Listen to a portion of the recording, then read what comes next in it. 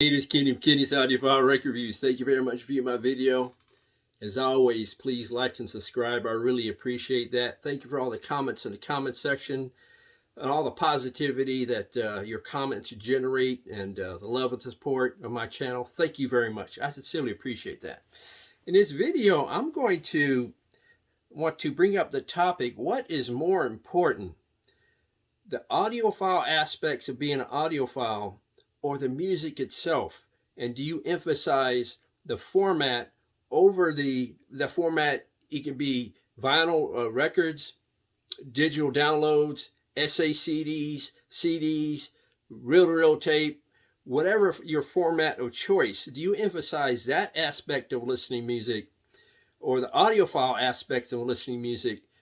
Both or neither matter? You're just a fan of music, and that's what matters the most. Please leave your comments in the comment section.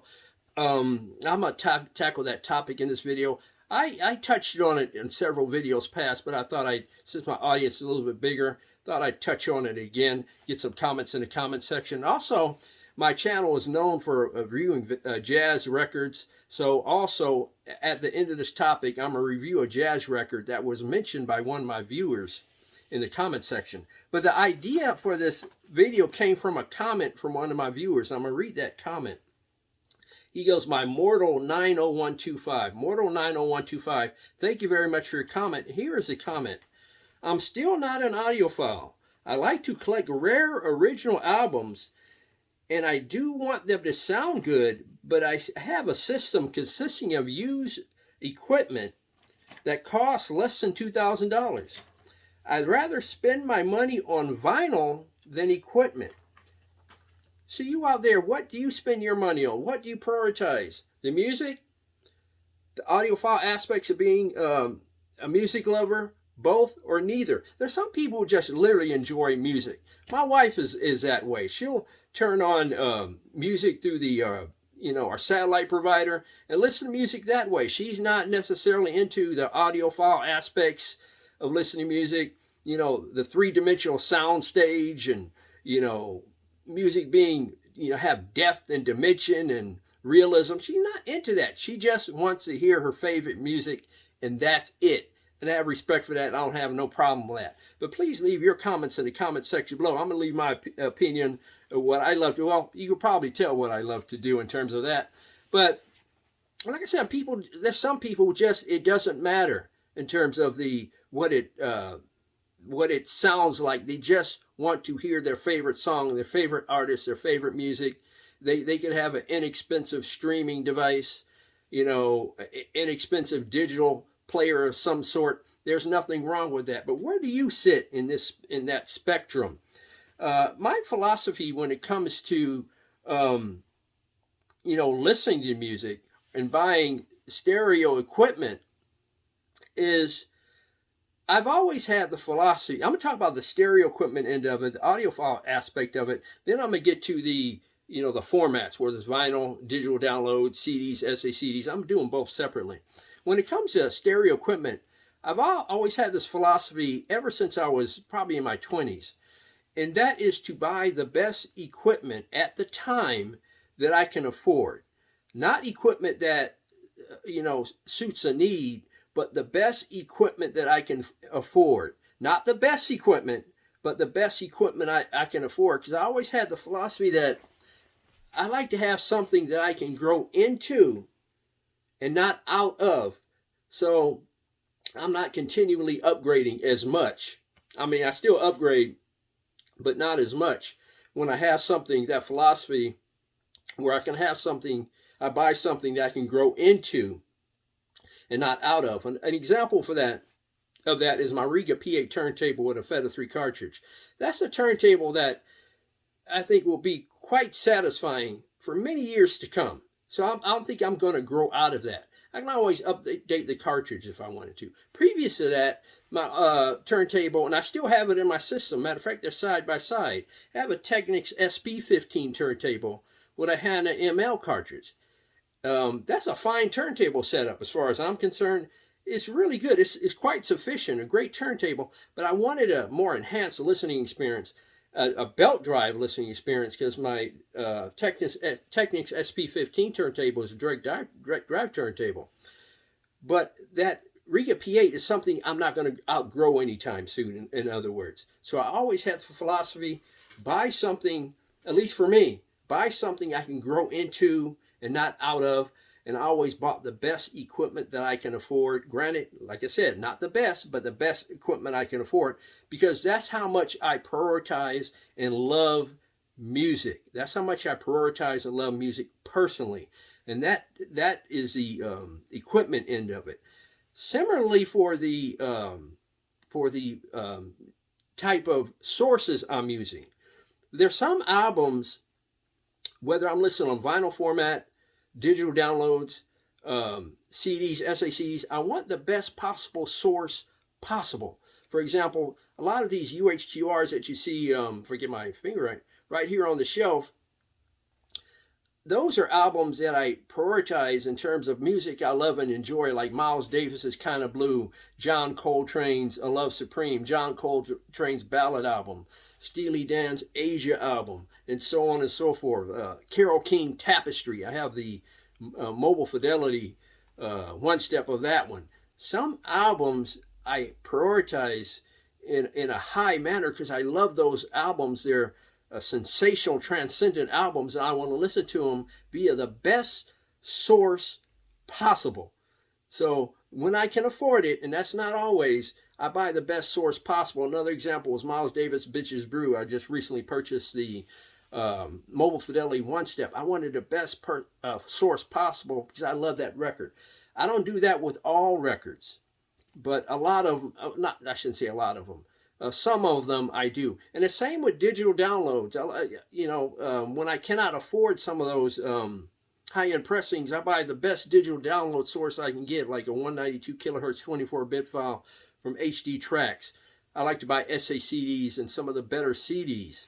So I prioritize both and buy the best source, whether it's vinyl, SACD, CD, digital downloads, and I buy the best possible equipment I can afford because I like listening to the realism, the depth dimension of soundstage, the realism that a great stereo setup can provide. So I always buy the best sources, whether it's equipment or LPs, SACDs, CDs that I can possibly afford, because that's how much I enjoy music, and that's where my priorities lie in terms of the music entertainment aspect of my life. Where others, I understand, some people are satisfied listening on an inexpensive digital device. There's nothing wrong with that. Some people are satisfied listening on a cell phone. There's nothing wrong with that as well. Or something really inexpensive, because they enjoy the music. After all, it's all about the music. It's all about the music. And that's how my wife is. She don't care for all the stereo equipment stuff. She just wants to hear her favorite song. And that's it. She don't care about three-dimensional sound stages, be able to pick instruments out and musicians in a three-dimensional sound space. She's not into that. She just wants to hear the music. Nothing wrong with that. So where do your priorities lie in terms of, the sources that you purchase in terms of music and the equipment that you purchase? Where do your priorities lie in terms of that? Please leave your comments in the comment section below. And thank you, Mortal90125, for giving me the idea for that topic of this video. It'd be interesting to read the comments in the comment section below. Like I said, I like to listen to the best on the best equipment I can afford and the best sources that I can afford, whether it's vinyl, SACD, CD, or whatever digital format, and best equipment I can afford. Please leave your comments in the comment section below.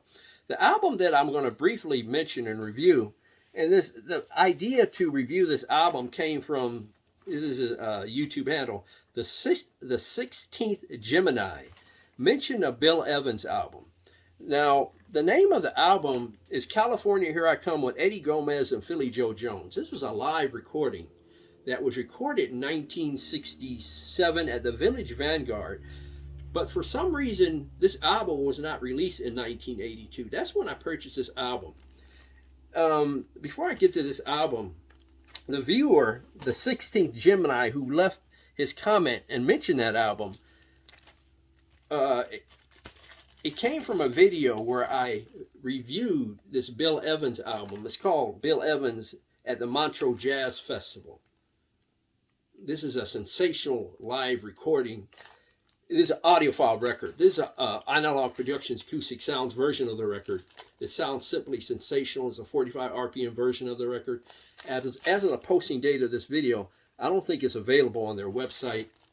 It has to go to repress, but this just sounds sensational.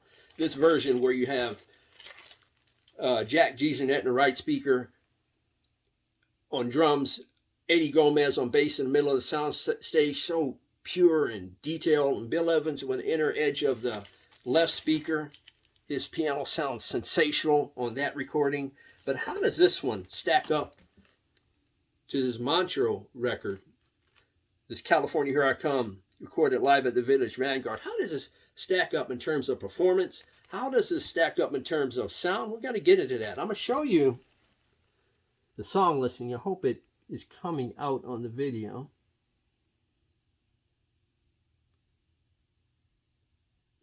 And this, oh, by the way, the engineer was Phil Ramone. He's won many Grammys over the years. A legendary engineer, Phil Ramone.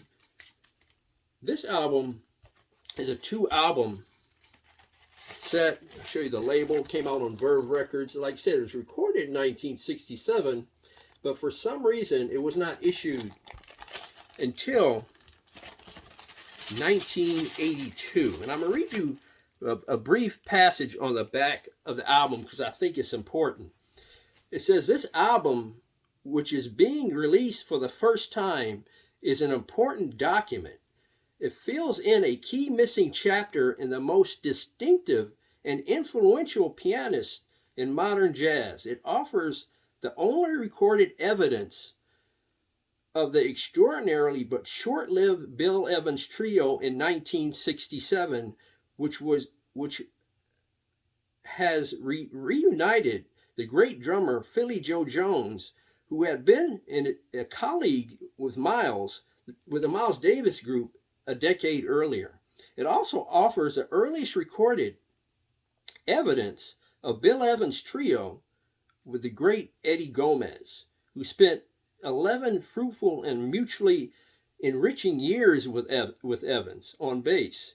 It offers new recorded evidence that there was something special about the Village Vanguard, the small, cramped, and apparently indestructible New York jazz club that brought out the best in Evans. Bill Evans, California Here I Come, with Eddie Gomez, Philly Joe Jones, newly discovered sessions from 1967 at the Village Vanguard. Again, this was issued in 1982 on Verve Records. This is really an engaging jazz performance of the trio.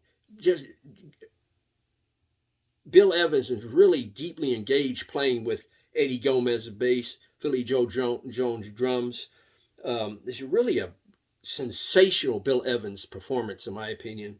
Eddie Gomez has some really nice solos on a few songs. I know Stella by Starlight is one of them, a great Eddie Gomez solo. And I know that Philly Joe Jones had like 1 or 2 solos. That's a complaint I have on this album, that Philly Joe Jones did not have the freedom to improvise. At least he did not. I know on the song Gone with the Wind, he had a nice solo, Philly Joe Jones. But compared to Jack DeJohnette's performance on the the Montreux album, which I think was a better drumming performance overall, because Jack DeJohnette took the freedom to improvise, where Philly Joe Jones did not do it a lot on this record. It's cool if Philly Joe Jones had more responsibility in terms of improvisational space, like Eddie Gomez did on this record. A fine recording, a very engaged jazz recording. The audience was engaged on this record as well. You can hear the audience applause. Very good on this album. It's a great jazz recording in my opinion. I'm giving the performance a 9, and a small jazz club is a 9, solid 9 performance. Whereas this one, the Montreux album, I'll give the performance a 9.5. I just think it's better, in my opinion, in terms of the engagement and the interplay between the musicians. So the performance a 9. The sound, boy, the Montreux album, the soundstage, this one, the soundstage was wider because, again, you had Jack DeJohnette in the right speaker, Eddie Gomez in the center, and Bill Evans in the inner edge of the left speaker. It was wider. It was much wider. Whereas this one, the soundstage comparatively is narrow, where you had Bill Evans maybe in between the center of the soundstage and the right speaker, and you had Eddie Gomez and Philly Joe Jones cramped in the same area, in my opinion. There wasn't a lot of separation between the musicians on this one. So that was a small gripe in terms of the way it was mixed. And the recording could have been more defined and clear in terms of hearing the purity and the definition of the instruments. And also, Bill Evans' piano almost sounded like, at some brief moments during this record, there were some brief, like, tape fluctuations, in my opinion, that sound like tape fluctuations that affected the sound of his piano. So I'm going to give the sound a 7.5 on this record.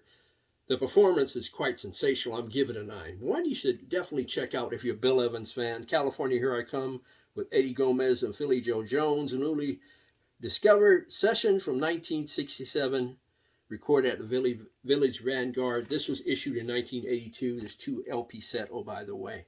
And thank you, it says here, the 16th Gemini, for mentioning that record during a comment in the comment section of one of my videos. But please leave your comments in the comment section below about what do you emphasize, the music, audiophile aspects of being a music lover. And if you have that Bill Evans album, please leave your comments in the comment section below. Like I said, the performance on this album is quite great. It really is. But the sound, there's no match for this audiophile Bill Evans at the Montreux Jazz Festival. This is an audiophile record. This is a 45 RPM record, at least in my version. That's an audiophile live jazz recording, in my opinion. A lot of live jazz recordings were not recorded like in an audiophile manner. That Bill Evans at the Montreux Jazz Festival was. This one was not, but the performance is quite good. Please leave your comments in the comment section below. Thank you very much for viewing my video. God bless, strong love, and more important than music, keep the peace worldwide.